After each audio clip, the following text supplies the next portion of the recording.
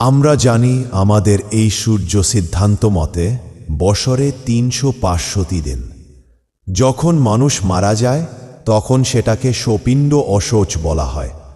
আবার এই অশৌচ শেষ হওয়ার পর অর্থাৎ আদ্যশ্রাদ্ধ শেষ হওয়ার পরও পরবর্তী ১ বছরে কোন ধর্মীয় কাজ করা যায় না। এই অশৌচকে কাল অশৌচ বলা হয়। কাল অশৌচ শুধুমাত্র মৃত্যা ব্যক্তির সন্তান পালন করে থাকে। মানব জন্মের পর আমরা সবাই বিভিন্নভাবে উনগ্রস্ত হয়ে থাকি, সেটা আর্থিক হোক বা সেটা অন্য কিছুর জন্য। যদি কোনো পারমার্থিক কিছুর জন্য উনগ্রস্ত হয় তাহলে সেটাও বিভিন্ন ধর্মীয় আচার অনুষ্ঠানের মাধ্যমে আমরা এটার উন্মুক্ত হতে পারি। কিন্তু এই জগৎ সংসারে এমন কিছু বিষয় আছে যা কখনোই শোধ করা যাবে না। তার মধ্যে প্রধান হল মাতার সুচাগ্র স্তন্যদুগ্ধ পান ও পিতার সুচাগ্র ঘর্মের উন। এই ২ উন মোচন করা স্বয়ং ত্রিদেবেরও অসাধ্য। ৩৫০টি উন শোধ হয়। এই উন শোধ না হলে সেই সন্তানেরা পূজা অর্চনা আদি বৈদিক কাজের যোগ্য হয় না। জীবনের শেষ যাত্রাকে আমরা সকলেই মৃত্যু হিসেবে সম্বোধন করি। এই কঠিন পর্যায়টি অসহনীয় যন্ত্রণা এবং শোকের সাথে আছে। কিন্তু পরিবারের সদস্য এবং বন্ধুদের সাথে মৃত্যু অনুষ্ঠানগুলিতে অংশ নিলে যন্ত্রণা কিছুটা কমে যায়। যখন কোনো পরিবার মৃত্যা আত্মার প্রতি শ্রদ্ধা জানাতে শেষকৃত্য অনুষ্ঠান করে তখন সেই নির্দিষ্ট ধর্ম, বর্ণ এবং ধর্মের বিশ্বাস অনুসারে মৃত্যুর পরে কিছু করণীয় এবং করণীয় নয় তা অবশ্যই বিবেচনায় নিতে হবে। হিন্দু ধর্মে মৃত্যুর পরে আপনার কি করা উচিত বা কি করা উচিত নয়, যদি কোনো ব্যক্তি অনুভব করে যে তার মৃত্যু নিকটবর্তী তাহলে তাকে মাটিতে শুইয়ে দেওয়া উচিত। পরিবারের কোনো সদস্যের মুখে তুলসী পাতা এবং পবিত্র জল বা গঙ্গা জল দেওয়া উচিত। বিশ্বাস করা হয় যে মৃত্যুর সময়ে জল ঢাললে আত্মার তৃপ্তি এবং তৃষ্ণা নিবারণে সাহায্য হয়। মৃত্যুর পরেও একজন ব্যক্তি এই কাজগুলি করতে পারেন। কিছু লোক মৃত ব্যক্তির মুখে সোনার কণাও রাখেন। মৃত ব্যক্তির মাথা দক্ষিণ দিকে মুখ করা উচিত এবং পা উত্তর দিকে মুখ করা উচিত। হিন্দু পরিবারে মৃত্যুর পর পরিবারের সদস্যরা প্রথম যে অনুষ্ঠানটি সম্পন্ন করেন তা হল শেষকৃত্য। শেষকৃত্যের সময় নিম্নলিখিত বিষয়গুলি মনে রাখা উচিত। বাড়িতে সীমিত সময়ের জন্য মৃতদেহ রাখার পর নিকটাত্মীয়রা এটিকে শবদাহ অনুষ্ঠানের জন্য প্রস্তুত করেন। হিন্দু ধর্ম অনুসারে শবদাহ স্থলে নিম্নলিখিত বিষয়গুলি অনুসরণ করা উচিত। সাধারণত শ্মশান নদীর তীরের কাছে থাকে, তাই বয়স্ক ব্যক্তি মৃতদেহ ধুয়ে পরিষ্কার সাদা কাপড় দিয়ে মুড়িয়ে দেন। যদি কোনো মৃত ব্যক্তি বিবাহিতা এবং মহিলা হন তাহলে তাকে লাল কাপড় দিয়ে সজ্জিত করতে হবে। শবদাহ অনুষ্ঠানে অংশগ্রহণকারী ব্যক্তির মাথা, গোঁফ এবং দাড়ি কামানো উচিত। পরিবারের অন্যান্য সদস্যদেরও একই কাজ করা উচিত। প্রস্তুত মৃতদেহটি একটি কাঠের চিতার উপর স্থাপন করা হয় এবং বয়স্ক ব্যক্তি জলভর্তি একটি মাটির পাত্র নিয়ে ঘড়ির কাঁটার বিপরীত দিকে দেহের চারপাশে ঘোরান। ৩ রাউন্ড শেষ করার পর প্রধান শোকার্ত মাটির পাত্রটি মাটিতে ফেলে দেন এবং চিতায় আগুন দেন। হিন্দু ধর্মে বিভিন্ন জাতি, ধর্ম, সম্প্রদায় এবং উপসম্প্রদায় রয়েছে এবং প্রত্যেকেরই মৃত্যু প্রতি শ্রদ্ধা নিবেদনের একটি আলাদা এবং অনন্য পদ্ধতি রয়েছে। তবে হিন্দু ধর্মের বিভিন্ন সম্প্রদায়ে কিছু সাধারণ নিয়ম অনুসরণ করা হয়, যেমন পরিবারের কোনো প্রিয় সদস্যের মৃত্যুর পর পরিবারের অন্য সদস্যরা সারাদিনের জন্য খাবার রান্না করে না। তারা তাদের প্রতিবেশী এবং বন্ধুদের কাছ থেকে তা নিতে পারে। ব্যক্তির মৃত্যুর পর ১৩ দিন পর্যন্ত পুরো পরিবারের নতুন পোশাক পরা উচিত নয়। ১৩ দিনের জন্য অন্য কোনো ধরনের শারীরিক সৌন্দর্যবর্ধনও নিষিদ্ধ। এই সময়কালে পরিবারের কোনো পূজা বা তাদের আদর্শের উপাসনা করা উচিত নয়। তাদের কোনো ধর্মীয় কার্যকলাপে অংশ নেওয়া উচিত নয়। এর কারণ হল এই ১৩ দিন পরিবারের সদস্যের অপবিত্র বলে মনে করা হয়। শবদাহ অনুষ্ঠান সম্পন্ন করার পর পরিবারের সদস্যদের দেহাবশেষ বা ছাইয়ের দিকে ফিরে তাকানো উচিত নয়। এটা বিশ্বাস করা হয় যে মানসিক বন্ধনের কারণে মৃত আত্মা তাদের সাথে ফিরে আসার চেষ্টা করে। হিন্দু ধর্মে পরিবারের সদস্যের মৃত্যুর পর কি করা উচিত নয়। হিন্দু পরিবারে মৃত্যুর পর বছর ধরে করণীয় এবং করণীয় নয়। হিন্দু পরিবারে মৃত্যুর পর আমাদের অনেকের মনে যে প্রশ্নগুলো জাগে, জীবনের শেষ যাত্রাকে আমরা সকলেই মৃত্যু হিসেবে সম্বোধন করি।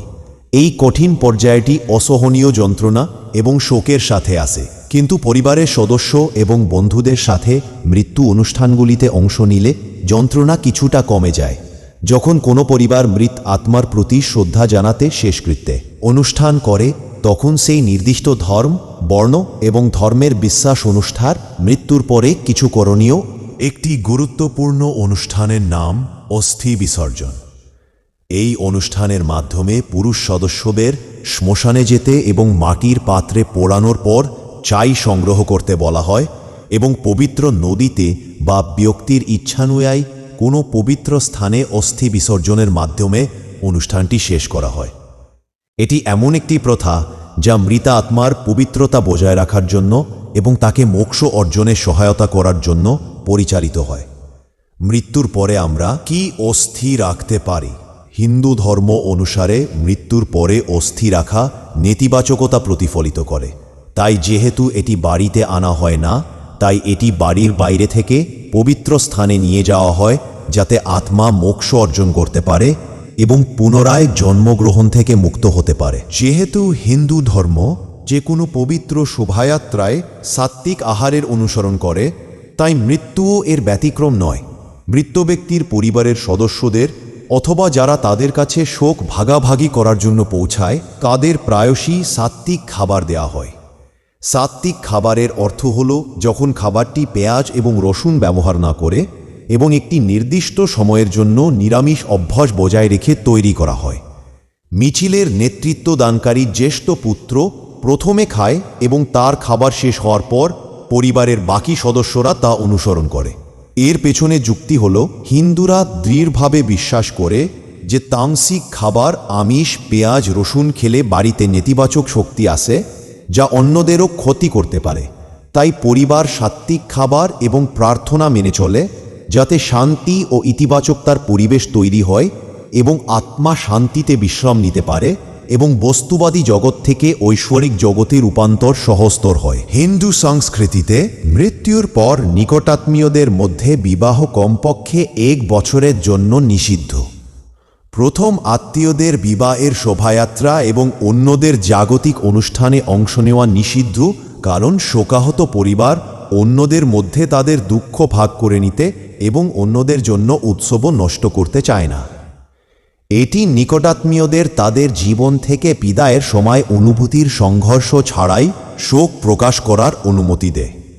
এটা বিশ্বাস করা হয় যে শোকের এই সময়টি এমন একটি সময় যখন মানুষের একে অপরের পাশে দাঁড়ানো উচিত, অন্য কোনো উৎসব বা উদযাপনকে পিছনে ফেলে দেওয়া উচিত, এবং সেই কারণেই পরিবারে মৃত্যুর পরে বিবাহ সাধারণত স্থগিত করা হয়। বিভিন্ন সংস্কৃতিতে পরিবারের সদস্যের মৃত্যুর পর শোকের একটি সময়কাল পালিত হয় এবং এর মধ্যে প্রায় 1 বছর ধরে নির্দিষ্ট অনুষ্ঠানে অংশগ্রহণ থেকে বিরত থাকা অন্তর্ভুক্ত থাকে।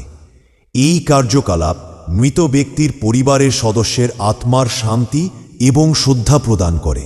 উদাহরণস্বরূপ, হিন্দু ঐতিহ্যে পরিবার প্রায় 1 বছর ধরে হোলি, দীপাবলি এবং নবরাত্রি জাতীয় উৎসব পালন করে না, শুধুমাত্র মৃত আত্মার প্রতি শ্রদ্ধা জানাতে।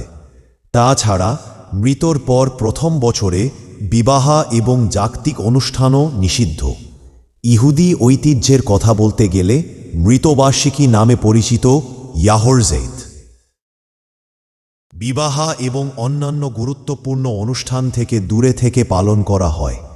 এই পদ্ধতি পরিবারের সদস্যদের তাদের ক্ষতির প্রতিফলন ঘটিয়ে যথাযথভাবে শোক প্রকাশ করতে সক্ষম করে। উদযাপন থেকে বিরত থাকা আবেগকে সম্মান করা এবং ঐতিহ্যকে সম্মান করার মধ্যে ভারসাম্য বজায় রাখে।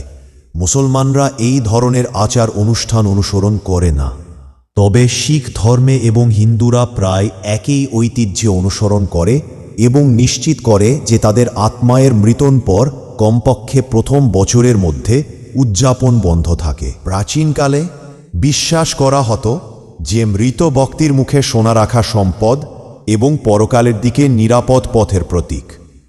সোনা একজন ব্যক্তির সমৃদ্ধি এবং মর্যাদার প্রতীক, যা তাকে পরবর্তী জগতে সেই বৈশিষ্ট্যগুলি বহন করতে সক্ষম করে।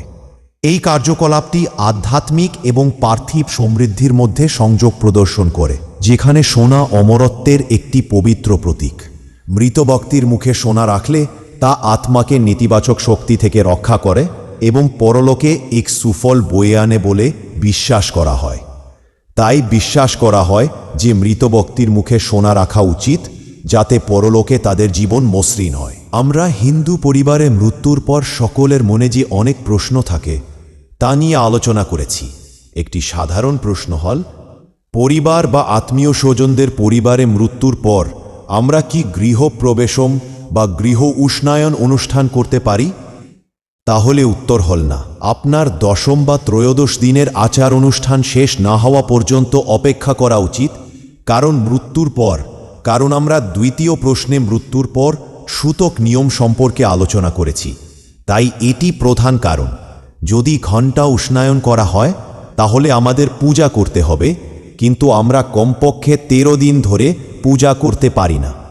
আমাদের শ্রী ভগবদ্ গীতার পাঠ শোনার জন্য আমাদের হ্যাপি গীতা চ্যানেলটিকে সাবস্ক্রাইব করে রাখতে হবে। আমরা প্রতিদিন নতুন নতুন ভিডিও আপলোড করে থাকি।